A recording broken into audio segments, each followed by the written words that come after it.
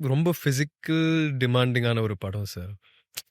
ஏன்னா, இப்போ நம்ம எவ்வளோ இயல்பா எடுத்தாலும், ஏதாவது ஒண்ணு அந்த ஷாட்ல சரியா இல்லன்னா, திருப்பி எடுக்க வேண்டியதா இருக்கும் இல்லையா?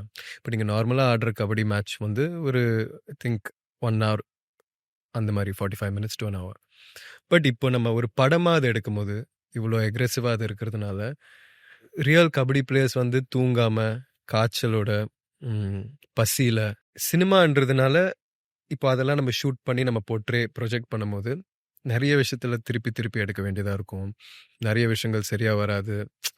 இந்த மாரி ஒரு இது இருக்கும்போது நெறைய அடிபடும். ஒரு ரிஸ்கியான ஸ்போர்ட் என்றதுனால, இத வந்து இந்த பையன் எப்படி பண்ணுவான்ற ஒரு டவுட் அவருக்கு கண்டிப்பா இருந்திருக்கும். புரியுது.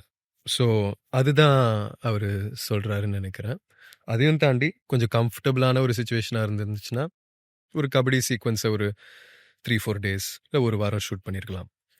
நம்ம வந்து 3 nights in a row, 24 hours இந்த மாரிலாம் ஷூட் பண்ணியிருக்கோம்.